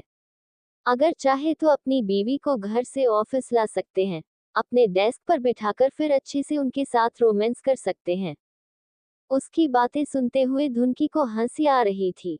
ये शायद दुनिया का पहला बॉस होगा जो इस तरह की छूट अपने एम्प्लॉइज को देगा। उसे हंसते हुए देखकर स्वरांश को अब उस पर और भी ज्यादा प्यार आ रहा था, और अब तो उसका वो मीठा खाने का और भी ज्यादा मन कर रहा था। उसने अपना हाथ धुनकी के गाल पर रखा और उसके होठों पर चलाने लगा। धुनकी ने उसे प्यार भरी नजरों से देखा। स्वरांश ने अपने होठों को उसके होठों की तरफ बढ़ाना शुरू किया तो धुनकी ने कुछ नहीं कहा, न ही उसने मना किया और न ही उससे दूर हटी। बस उसने अपनी आंखें बंद कर ली थी, लेकिन जैसे ही स्वरांश के होंठ लगभग से उसके होठों को छूने को हुए, उसने तुरंत स्वरांश को धक्का दिया और अगले ही पल उसकी गोद से उठ गई। स्वरांश उसकी तरफ देखता ही रह गया। उसकी बीवी ने उसे चकमा दिया था। उसकी तरफ देखते हुए बोला, तुम्हारी हिम्मत भी कैसे हुई मुझे धोखा देने की? धुनकी तुरंत बोली, मैंने कोई धोखा नहीं दिया है आपको। मैं यहाँ पर आपको सिर्फ खाना खिलाने आई हूँ और मुझे वापस घर जाना है, इसलिए जल्दी से चुपचाप खाना खा लीजिए। ये बोलते हुए वो टिफिन उठाकर टेबल पर आ गई थी, लेकिन स्वरांश अपनी जगह से नहीं उठा। वो उसे अपनी गहरी नजरों से देख रहा था। धुनकी ने टेबल पर आकर सारा खाना लगाया और वापस स्वरांश की तरफ देखने लगी। उसे अपनी जगह से उठते हुए ना देखो तुरंत बोली, क्या हुआ मिस्टर शाई? प्लीज आए ना, खाना खा लीजिए। स्वरांश उसकी तरफ देखते हुए थोड़ी गहरी आवाज में बोला, तुम्हें पता है मैं जिद्दी बहुत हूँ। बचपन से ही अगर मैं किसी चीज की जिद कर लूँ तो उसे पूरी करके ही रहता हूँ। अब तुम खुद समझ लो कि फिलहाल मैं किस चीज की जिद कर रहा हूँ, और अगर वो जिद पूरी ना हो तो क्या होगा। उसकी बात सुनकर धुनकी उसकी तरफ देखती ही रह गई। ये तो स्वरांश सरेआम उसे धमकी दे रहा था। धुनकी मुंह बनाते हुए उसकी तरफ देखती रही। वो भी देखना चाहती थी कि उसके मिस्टर शाई कैसी जिद करते हैं, और जब सच में तकरीबन 10 मिनट बीत गए और स्वरांश अपनी जगह से नहीं उठा तो धुनकी अब अपनी जगह से उठकर उसके पास आए और अगले ही पल वापस उसकी गोद में बैठ गई। उसने अपना हाथ स्वरांश के कंधे पर रख लिया था और उसे प्यार भरी नजरों से देख रही थी। स्वरांश हल्का सा मुस्कुराया, क्योंकि अब उसकी जिद जो पूरी हो रही थी। वही धुनकी ने उसके गाल पर अपना दूसरा हाथ रखा और उसके होठों की तरफ अपने होंठ बढ़ाने लगी। स्वरांश ने इस बार उसकी कमर के पीछे अपना हाथ रख लिया था ताकि वो उसे छोड़कर भागे ना, लेकिन धुनकी ने हल्का सा उसके होठों को चुम्मा और फिर तुरंत बोली, अब तो खाना खा लीजिए। स्वरांश भी झट से बोला, मैं कोई बच्चा नहीं हूँ जिसे तुम ऐसे किस कर रही हो। तुम भी बहुत अच्छी तरह से जानती हो कि मुझे कितना मीठा चाहिए। धुनकी का चेहरा अब शर्म से लाल होने लगा। उसने एक बार फिर से अपने होठों को स्वरांश के होठों की तरफ बढ़ाया और फिर बहुत ही प्यार से उसे किस करने लगी। ये शायद पहली बार था जब धुनकी खुद से उसे किस कर रही थी। उसे शर्म तो बहुत आ रही थी, लेकिन स्वरांश के सामने उसे हार माननी पड़ी। वो उसे यूं ही भूखा नहीं रहने दे सकती थी, और अगर भूख की बात नहीं भी होती तो शायद धुनकी आज खुद को नहीं रोकती। वो भी तो अब स्वरांश से प्यार करने लगी थी, और एक पत्नी अपने पति पर पूरी दुनिया लुटा सकती है तो ये किस तो क्या ही चीज है। वो बहुत ही सॉफ्टली सॉफ्टली स्वरांश को किस किए जा रही थी, और अब स्वरांश ने भी उसे रिस्पांस देना शुरू कर दिया था। उसका हाथ लगातार धुनकी की पीठ पर कसता जा रहा था और वो पैशनेटली धुनकी को किस किए जा रहा था। उसकी सांसें धुनकी की सांसों में घुल रही थी, और फिर अचानक ही केबिन का दरवाजा खुला। धुनकी ने झट से अपने होठों को स्वरांश के होठों से हटाया। वो दोनों दरवाजे की तरफ देख रहे थे जहां पर स्वरित खड़ा था। स्वरित को वहां पर देखकर धुनकी को ऑकवर्ड सा फील होने लगा। वो तुरंत स्वरांश की गोद से उठ गई और जाकर सोफे पर बैठ गई। वही स्वरित स्वरांश की तरफ देखते बोला, आई एम सॉरी, प्लीज आइंदा से अगर ऐसा कुछ हो तो दरवाजा लॉक कर लेना। मैं तो फिर भी घर का मेंबर हूँ, बट एम्प्लॉयज के सामने थोड़ा अजीब लगेगा। अब तुम दोनों अपना कंटिन्यू करो। ये बोलकर वो तुरंत वहां से चला गया, और अब स्वरांश ने वापस धुनकी की तरफ देखा। उसके चेहरे पर मुस्कुराहट तैर रही थी। वो उठकर धुनकी के पास आया। धुनकी उसकी तरफ देखते हुए बोली, खबरदार, अगर अब आपने ऐसी कोई हरकत की तो। क्या सोच रहे होंगे स्वरित जी हमारे बारे में? स्वरांश तुरंत बोला, सोचना क्या है पत्नी, और तुम मेरी प्यार कर रही थी तुम मुझे, इसमें गलत क्या है? धुनकी ने झट से कहा, आप ही ना हक करते हैं मिस्टर शाही। सच में आपका कुछ नहीं हो सकता। उसकी बात सुनते हुए स्वरांश अभी भी मुस्कुरा रहा था। वो एक बार फिर से बोला, अगर तुम चाहो तो बहुत कुछ हो सकता है। उसकी बातों का मतलब धुनकी बहुत अच्छी तरह से समझ रही थी। वो अब अपनी नजरें झुकाते हुए बोली, अब आप खाना खाएंगे या नहीं? स्वरांश मुस्कुराया और उसने अब धुनकी के हाथों से खाना खाना शुरू किया। धुनकी भी बड़े प्यार से उसे खिला रही थी। उसके हाथों से खाते खाते ही स्वरांश ने भी उसे खाना खिलाना शुरू कर दिया था, क्योंकि वो जानता था कि जिस हिसाब से धुनकी उसके पीछे पीछे ऑफिस आई है, उसने भी कुछ नहीं खाया होगा। धुनकी भी प्यार से उसके हाथों से खा रही थी, और कुछ ही देर में उन दोनों ने अपना ब्रेकफास्ट फिनिश कर लिया था। धुनकी ने टिफिन पैक किया और अपनी जगह से उठते हुए बोली, मैं चलती हूँ। ये बोलते हुए उसके चेहरे पर हल्की मायूसी थी, जैसे वो स्वरांश को छोड़कर जाना ही ना चाहती हो। स्वरांश तुरंत उसके मजे लेते हुए बोला, थोड़ी देर रुक जाओ, अभी मेरी मीटिंग है, मीटिंग रूम में मेरे साथ चलना। धुनकी ने उसे देखकर मुंह बनाया और बोली, आपकी मीटिंग आपको ही मुबारक, मुझे नहीं करनी है कोई मीटिंग वीटिंग। ये बोलकर वो बाहर की तरफ जाने लगी। स्वरांश ने अचानक से उसे पुकारा, धुनकी। उसकी आवाज सुनकर धुनकी ने भी पलटकर उसकी तरफ देखा। अगले ही पल स्वरांश ने अपने फोन से किसी को फोन किया, और उसकी बातें सुनते हुए धुनकी भी हैरान थी। धुनकी ने तुरंत पूछा, ये आप क्या कर रहे हैं मिस्टर शाही? आप मेरे साथ गार्ड्स क्यों भेज रहे हैं? भला इन सब की क्या जरूरत है? मैं जानती हूँ पिछले दिनों में जो कुछ भी हुआ, लेकिन अब मुझे नहीं लगता कि अब वो इंसान मुझ पर अटैक करेगा। शायद उसे पता है कि आप मेरे साथ हैं और आप मुझे सेव कर लेंगे, तो अब उसकी हिम्मत। उसकी बात पूरी होती उससे पहले ही स्वरांश बोला, लेकिन मैं कोई रिस्क नहीं लेना चाहता धुनकी, क्योंकि पिछले दिनों में कुछ और भी चीजें ऐसी हुई है जो मैंने तुम्हें बताई नहीं, लेकिन बहुत ही बैड है। उसकी बात सुनकर धुनकी को समझ नहीं आया कि आखिर ऐसा भी क्या हुआ। वो उसके करीब आए और बोली, ऐसा क्या हुआ है मिस्टर शाही?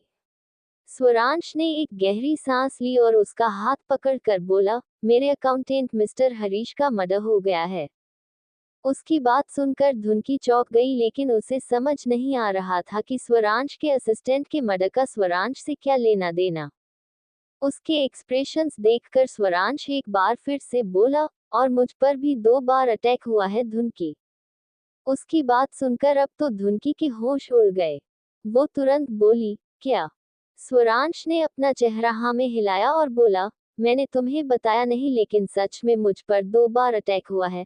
मैं बस तुम्हें परेशान नहीं करना चाहता था, और मुझे नहीं पता था कि ये सब चीजें इतनी सीरियस है, इसलिए मैं नहीं चाहता था तुम टेंशन लो। पर अब मुझे सच में बहुत अजीब लग रहा है। मुझे नहीं समझ में आ रहा कि कोई मुझ पर क्यों अटैक कर रहा है और मुझसे जुड़े लोगों को कोई क्यों नुकसान पहुंचा रहा है। धुनकी तुरंत बोली, लेकिन आपके अकाउंटेंट तो आपके अकाउंट्स देखते होंगे, ऐसे में उनका पर्सनल तो आपके साथ कुछ भी नहीं था ना, तो फिर। ये बोलते बोलते वो चुप हो गई, क्योंकि अगर वो आगे कुछ बोलती तो उनमें स्वरित का नाम आ सकता था, और अगर स्वरांश के सामने वो स्वरित का नाम लेती तो पक्का स्वरांश गुस्सा हो जाता। वहीं दूसरी तरफ स्वरांश के दिल में भी स्वरित का नाम आ रहा था, लेकिन वो ये नाम लेना नहीं चाहता था। वो चाह कर भी स्वरित पर शक नहीं कर सकता था।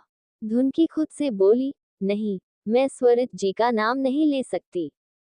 भले ही हम दोनों के बीच चीजें बेटर हो गई है, लेकिन मिस्टर शाई स्वरित जी से बहुत प्यार करते हैं, और मैं अब इनसे लड़ना तो बिल्कुल भी नहीं चाहती। इन्हें खोने की हिम्मत नहीं है मेरे अंदर। ये बोलते हुए वो स्वरांश को देख रही थी। स्वरांश ने अब उसका चेहरा अपने हाथों में थामा और बोला, देखा, मैं तुम्हें इसलिए नहीं बता रहा था क्योंकि मुझे पता है तुम टेंशन लोगी, पर तुम प्लीज टेंशन मत लो धुनकी, मैं हूं ना, मैं तुम्हें कुछ नहीं होने दूंगा। धुनकी उसकी बात पूरी होते ही बोली, और आपका क्या मिस्टर ओबरॉय? स्वरांश उसकी आंखों में आंखें डालकर बोला, तुम्हारे लिए अब मैं खुद को भी सेफ रखूंगा धुनकी, और आई प्रॉमिस, ना मैं तुम्हें कुछ होने दूंगा, और ना ही खुद को और ना ही किसी और को। अब मैं इस बात का तो पता लगा कर ही रहूंगा कि आखिर वो कौन है जिसकी आंखों में मैं चुभ रहा हूँ। उसकी बात सुनकर धुनकी उसके सीने से लग गई। पहली बार उसे एक अजीब सा डर लगा था। डर किसी को खोने का। वो एक बार पहले अपनी दीदी को खो चुकी थी, अब वो किसी और को नहीं खो सकती थी। स्वरांश ने हल्का सा उसके बालों को चूम लिया और बोला, अब तुम जाओ घर पर, मुझे भी मीटिंग में जाना है। धुनकी ने अपना चेहरा हाँ में हिलाया और वहां से बाहर आ गई। बाहर आकर जब वो गाड़ी में बैठी तो उसके गाड़ी में बैठते ही गार्ड से भरी एक गाड़ी उसे फॉलो करने लगी थी। वही स्वरांश जो इस वक्त अपने केबिन में था, लेकिन कांच की विंडो से धुनकी को गाड़ी में बैठते हुए और ओबरॉय इंडस्ट्री से जाते हुए देख रहा था। वो तिरछा मुस्कुराया और बोला, तुम्हें जितने प्रिकॉशन लेने हैं ले लो स्वरांश, लेकिन जो मुझे चाहिए वो तो मैं हासिल करके ही रहूंगा। धुनकी और अन्वी दोनों मुझे चाहिए। धुनकी जिसे मैं पूरी तरह से फील करना चाहता हूँ, और अन्वी जिसे मैं हद से ज्यादा तड़पाना चाहता हूँ। अगर ये दोनों मेरा साथ देती तो इन्हें भी मैं बहुत प्लेजर फील करवाता, लेकिन इन दोनों ने मुझे छोड़कर तुम्हें चुना है। अब इसकी सजा तो इन दोनों को मिलकर ही रहेगी। ये बोलते हुए उसके चेहरे पर डेविल एक्सप्रेशन थे। वहीं दूसरी तरफ धुनकी इस वक्त गाड़ी में बैठी थी और उसके दिमाग में यही चल रहा था कि आखिर कौन होगा जो स्वरांश को इस तरह से तकलीफ पहुंचाने की कोशिश कर रहा है। उसे स्वरांश के लिए अब डर भी लग रहा था और बुरा भी। बार बार ना चाहते हुए भी उसका दिमाग स्वरित की तरफ जा रहा था, लेकिन जब उसके दिमाग में बात आई उसने वो तुरंत अपना सिर झटका दिया और बोली, ये क्या सोचे जा रही हूँ मैं? क्यों बार बार मेरे दिमाग में ये सब ख्याल आ रहे हैं? ऐसा नहीं हो सकता है। बहुत प्यार करते हैं वो दोनों एक दूसरे को कोई तकलीफ पहुंचाने के बारे में तो वो दोनों सोच भी नहीं सकते, और जरूरी तो नहीं अकाउंट से जुड़े मिस्टर हरीश का मर्डर स्वरांश की वजह से हुआ। हो सकता है ना कोई और बात हो सकता है उनका कोई अपना दुश्मन हो। मुझे मिस्टर शाई की हेल्प करनी चाहिए सच पता लगाने में, पर मैं करूं तो करूं क्या? ये बोलते हुए वो भी सोच में डूबी हुई थी। कुछ देर बाद धुनकी ओबरॉय पैलेस पहुंची, और ओबरॉय पैलेस आते ही उसकी नजर वेदिका पर गई। जो सामने हॉल में इधर उधर टहलते हुए फोन पर किसी से बात कर रही थी। आज सुबह वेदिका ने जो हरकत की उस वक्त धुनकी उसे कुछ बोल नहीं पाई थी क्योंकि वहां पर धनंजय जी भी थे और वो वक्त थोड़ा स्ट्रेसफुल था, लेकिन अब वेदिका को देखते ही धुनकी को एक बार फिर से गुस्सा आने लगा था। वो तुरंत उसकी तरफ आए और अगले ही पल उसने वेदिका के हाथों से उसका फोन खींच लिया। वेदिका एकदम हैरान रह गई। वो गुस्से से चिल्लाते हुए बोली, यू ब्लडी इडियट, ये क्या हरकत की है तुमने, मेरा फोन दो मुझे वापस। धुनकी तुरंत बोली, नहीं दूंगी। उसका जवाब सुनकर वेदिका भी गुस्से से बोली, ऐसे कैसे तुम मुझे मेरा फोन वापस नहीं दोगी? चुपचाप मेरा फोन मुझे वापस दो, वरना अभी मैं तुम्हारी शिकायत वसुंधरा आंटी से लगाऊंगी क्योंकि एक वही है जो तुम्हारी अकल ठिकाने ला सकती है। धुनकी मुस्कुराए और बोली, ओह रियली, तुम्हें लगता है कि वो मेरी अकल ठिकाने ला सकती हैं? मेरी अकल तो मैं खुद ठिकाने ले आऊंगी, लेकिन पहले तुम मुझे ये बताओ कि तुम यहाँ से कब जाओगी? वेदिका के जबड़े और भी ज्यादा कस गए। धुनकी एक बार फिर से बोली, मैंने आज तक लड़कियां तो बहुत सी देखी है, लेकिन तुम जैसी बेशर्म आज तक नहीं देखी। मतलब तुम यहाँ पर इसलिए आई थी ना क्योंकि प्रियांशी की शादी थी, लेकिन अब तो उसकी शादी भी हो गई। वो तो अपने हनीमून को अच्छे से एंजॉय कर रही है। तुम ये बताओ कि तुम यहाँ से कब दफा होने वाली हो? उसकी बातें सुनते हुए वेदिका का चेहरा गुस्से से और भी ज्यादा लाल होता जा रहा था, लेकिन आज धुनकी भी कोई कसर नहीं छोड़ने वाली थी वेदिका को जलील करने में। एपिसोड 65, तुम लोगों की लाइफ की गारंटी तो इस वक्त भगवान भी नहीं ले सकता। ओबरॉय पैलेस। वेदिका गुस्से से धुनकी की तरफ देख रही थी। आज तक उसने धुनकी को बहुत कुछ सुनाया था, लेकिन आज पहली बार धुनकी उसे सुना रही थी। हालांकि धुनकी उसकी बातों का जवाब तो दे देती थी, लेकिन कभी सामने से उसे सुनाती नहीं थी। पर आज तो जैसे उसके इरादे ही कुछ और थे। आज वो वेदिका को बहुत अच्छी तरह से जलील करने वाली थी। वो वेदिका की तरफ देखते हुए बोली, तो बताओ मिस वेदिका, कब तुम इस घर से जाओगी? वेदिका गुस्से से बोली, शायद तुम भूल रही हो कि मेरी स्वरित से शादी होने वाली है। इट मीन्स मुझे इसी घर में रहना है और ये घर मेरा भी है, तो मैं अपने घर से क्यों जाऊं? उसकी बात सुनकर धुनकी हंसी और बोली, मुझे नहीं पता था कि इस दुनिया में तुम्हारा कोई है नहीं। आई एम सो सॉरी अगर मैंने तुम्हें हट कर दिया हो तो। उसकी बात सुनकर वेदिका गुस्से से बोली, तुम्हारी हिम्मत भी कैसे हुई ये बात कहने की? मेरे मॉम डैड है, मेरी पूरी फैमिली है, अपनी जुबान को लगाम दो धुनकी। उसकी बात पूरी होती उससे पहले ही धुनकी बोली, अगर तुम्हारे मॉम डैड है, तुम्हारी फैमिली है, तो क्या वो लोग तुम्हारी शादी नहीं कर सकते? आई मीन मेरा तो इस दुनिया में कोई नहीं था, पर फिर भी मैं इस घर में रहना नहीं चाहती। ये तो प्रियांशी की जिद थी जो मैं इस घर में आई और फिर मेरी शादी हो गई तो मुझे यहीं पर रहना पड़ा। लेकिन तुम्हारी तो फैमिली है ना, तुम वहां पर जा सकती हो, फिर वो लोग तुम्हारी शादी धूमधाम से स्वरित जी से करवा सकते हैं, लेकिन मुझे लगता है शायद वो लोग तुम्हें अपने पास रखना नहीं चाहते, या फिर उनके पास इतने पैसे नहीं कि वो तुम्हारी शादी धूमधाम से कर पाए। पर कोई बात नहीं, स्वरित जी बहुत अच्छे हैं। अगर तुम उन्हें अपनी प्रॉब्लम बताओगी तो वो तुम्हें कोई सॉल्यूशन जरूर देंगे। वो वैसे भी बहुत ज्यादा डोनेशन करते हैं, थोड़ी डोनेशन तुम्हारी फैमिली को भी दे देंगे। उसकी बात सुनकर वेदिका गुस्से से चिल्लाते हुए बोली, चुप हो जाओ धुनकी, वरना मैं सच बता रही हूँ, मैं तुम्हारा मुंह तोड़ दूंगी। तुम्हारी हिम्मत भी कैसे हुई मेरे बारे में ये सब बकवास करने की? कुछ भी बोले जा रही हो तुम। आज तक तो कभी जुबान नहीं खुली तुम्हारी, लेकिन अब तुम्हारी जुबान बंद नहीं हो रही है। ये सारी बकवास जो तुम मेरे सामने कर रही हो ना, वो तुम्हें बहुत भारी पड़ेगी। मैं छोड़ूंगी नहीं तुम्हें। उसकी बात सुनकर अब धुनकी हंसी और बोली, एग्जैक्टली, मैं भी यही तुमसे कहना चाहती हूँ। ये जो तुम बकवास करती हो ना, ये किसी दिन तुम पर बहुत भारी पड़ेगी। आज तुमने जिस तरह से अनवी का मजाक बनाया ना, उसे जलील करने की कोशिश की, भूलो मत वेदिका कि तुम भी एक लड़की हो। कल को तुम भी ऐसी सिचुएशन में फंस सकती हो। कोई पता नहीं, जिसने उसे मारने की कोशिश की है, शायद एक दिन उसकी नजरों में तुम भी आ जाओ और फिर वो तुम्हारा भी वही हाल करें। क्या तुम उस दिन खुद को भी यही कहोगी कि तुम पैसों के लिए किसी इंसान के पास गई थी? या फिर तुमने जानबूझकर किसी को अपने साथ इस तरह की घटिया हरकत करने के लिए उकसाया? शर्म करो वेदिका, एक लड़की हो तुम, और अगर एक लड़की होकर तुम किसी लड़की की तकलीफ नहीं समझ सकती ना, तो लानत है तुम पर। उसकी बात सुनकर वेदिका बस उसकी तरफ देखती ही रह गई।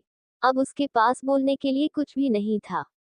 वही धुन की उसकी तरफ देखकर एक आखिरी बात बोली, वैसे तो मेरा तुम्हें मुंह लगाने का मन नहीं करता, क्योंकि तुम हो ही नहीं इस लायक कि मैं तुमसे कोई बात भी करूं, लेकिन एक बात तुम्हारी ही भलाई के लिए कह देती हूँ। बेहतर होगा अगर यहाँ से चली जाओ और फिर शादी होने के बाद यहाँ पर आओ, और या फिर अब अपना मुंह तुम सोच समझ कर खोलना, क्योंकि अब अगर तुमने जरा सी भी बकवास की ना, तो मैं नहीं जानती मैं तुम्हारा क्या हाल करूंगी। ये बोलकर धुनकी तुरंत वहां से चली गई और वेदिका बस उसे जाते देखती रह गई। आज धुनकी ने सच में उसे बहुत जलील किया था। हमेशा वही धुनकी के स्टेटस, धुनकी की औकात के बारे में बोलती रहती थी, लेकिन आज धुनकी ने भी उसे ऊपर नीचे से पूरी तरह से रोस्ट कर दिया था, और ये सब वेदिका बिल्कुल बर्दाश्त नहीं कर सकती थी। अब उसे धुनकी पर बहुत ज्यादा गुस्सा आ रहा था और उसका मन कर रहा था कि वो धुनकी की जान ले ले।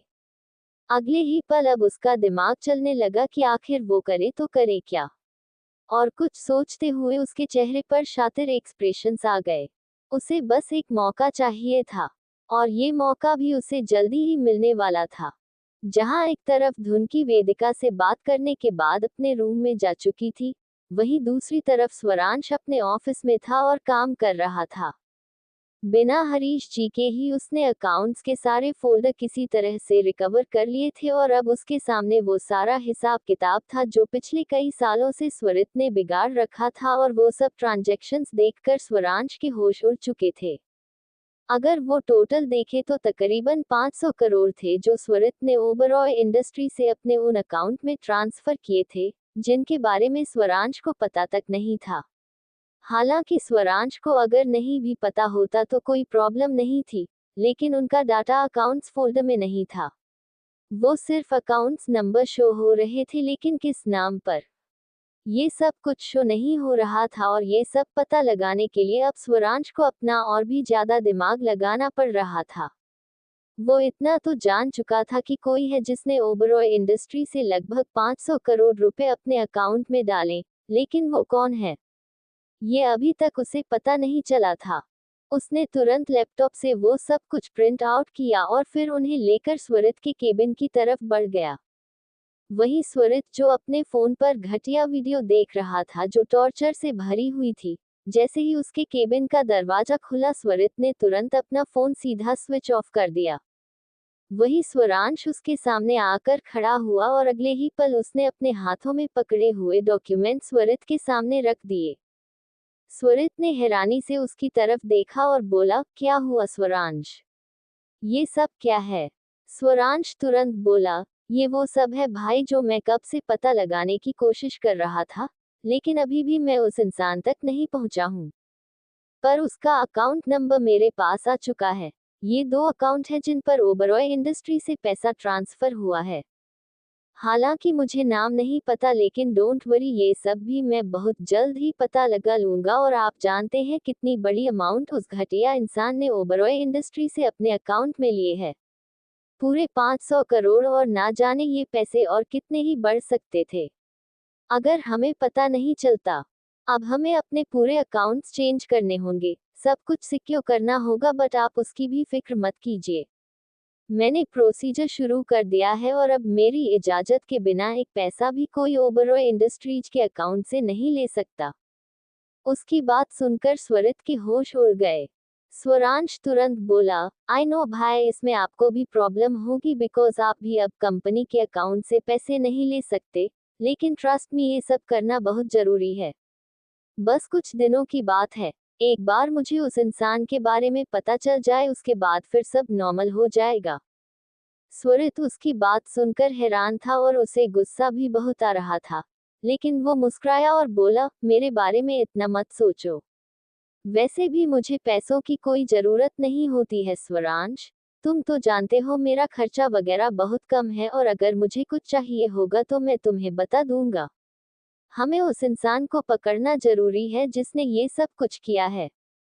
उसकी बात सुनकर स्वरांश ने राहत की एक सांस ली, बिकॉज उसे कहीं ना कहीं स्वरित की टेंशन हो रही थी। वो अब अपने केबिन में वापस चला गया, लेकिन उसके जाने के बाद स्वरित ने अपने माथे पर अपना हाथ रख लिया। अगर स्वरांश को उसके बारे में पता चल जाता तो उसका पूरा खेल खत्म था। उसे नहीं समझ में आ रहा था कि वो स्वरांश को क्या कहेगा और क्या नहीं।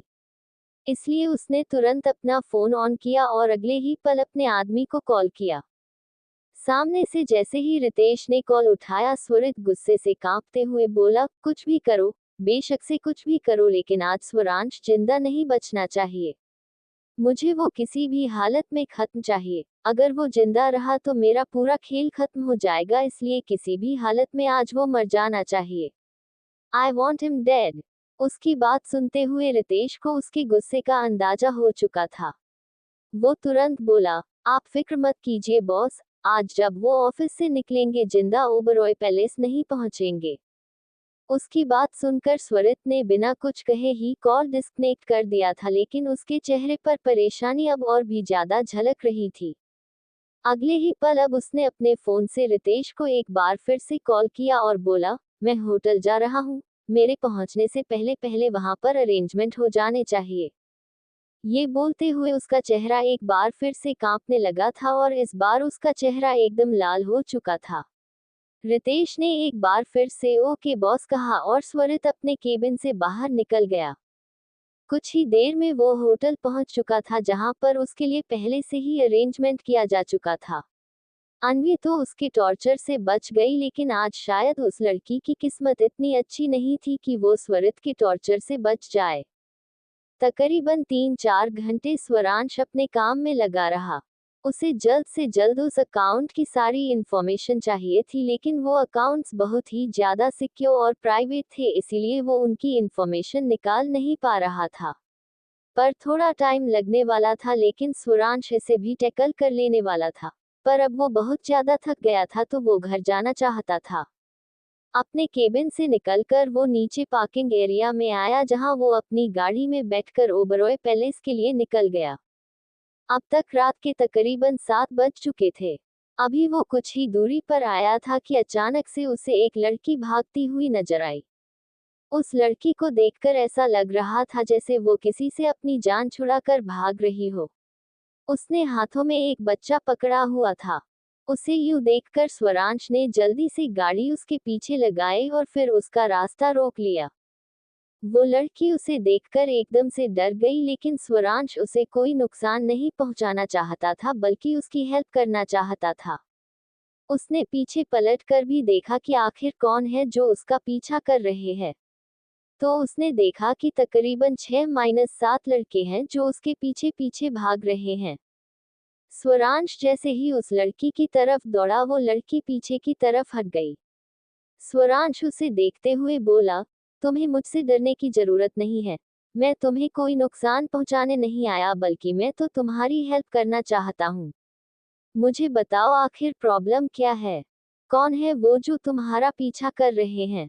ये बोलते हुए उसने उन लड़कों की तरफ देखा जो अब बिल्कुल उसके सामने आकर खड़े हो चुके थे। वो लड़की स्वरांश की तरफ देखते हुए बोली, तुम सच में मेरी हेल्प करना चाहते हो? स्वरांश ने अपना चेहरा हाँ में हिलाया। वो लड़की उसकी तरफ बढ़ने लगी, लेकिन जैसे ही वो लड़की उसके करीब आई, वो लड़की अपने हाथों में पकड़े हुए बच्चे को जमीन पर फेंकते हुए बोली, लेकिन मेरी हेल्प करने से पहले तुम जरा अपने बारे में तो सोच लो, तुम्हारी हेल्प कौन करेगा? उसे अचानक से बदलते हुए देखकर स्वरांश हैरान रह गया। उसने उस बच्चे की तरफ देखा जो उस लड़की ने फेंका था, लेकिन वो कोई बच्चा नहीं था, बल्कि बस एक डमी थी जिसे कपड़ों में लपेटा हुआ था। स्वरांश हैरानी से उस लड़की की तरफ देखते हुए बोला, कौन कौन हो तुम और ये सब क्या हरकत है? क्या चाहते हो तुम लोग? वो लड़की व्यंग से मुस्कुराए और बोली, क्या तुम सच में जानना चाहते हो हम लोग क्या चाहते हैं? स्वरांश ने तुरंत उसका हाथ अपने सीने से हटाया। अगले ही पल वो लड़की एक बार फिर से हंसी और बोली, उफ तुम्हारी ये अदा।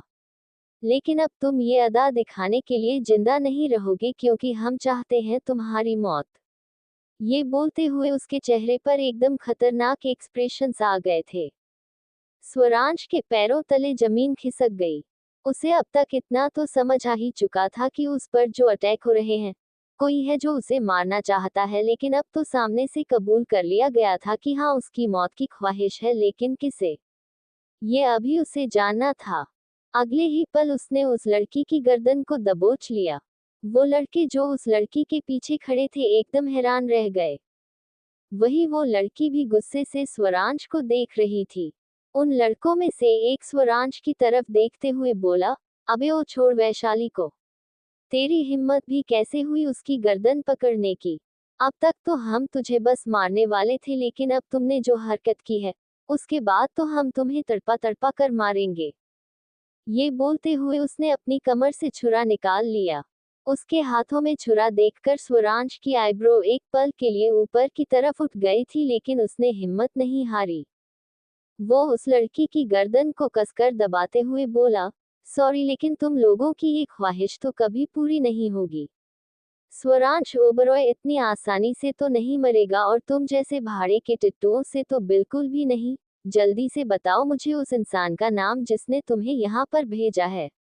अगर तुम मुझे उस इंसान का नाम बताओगे तो मैं तुम्हें जिंदा छोड़ दूंगा, वरना मेरी तो छोड़ो, तुम लोगों की लाइफ की गारंटी तो इस वक्त भगवान भी नहीं ले सकता। उसकी बात सुनकर वो लड़के हंसने लगे। उनमें से एक ऊंची आवाज में बोला, लगता है तू अपने आप को हीरो समझता है, पर कोई बात नहीं, आज तेरी हीरोगिरी हम अच्छे से निकालेंगे। ये बोलते हुए वो अपने हाथ में पकड़ा हुआ मोटा बेसबॉल जैसी लाठी गोल गोल घुमा रहा था। बाकी का नेक्स्ट एपिसोड नेक्स्ट पार्ट में कवर करेंगे। कहानी को लाइक शेयर कमेंट जरूर करें और प्लीज लाइक भी जरूर करें। Thank you.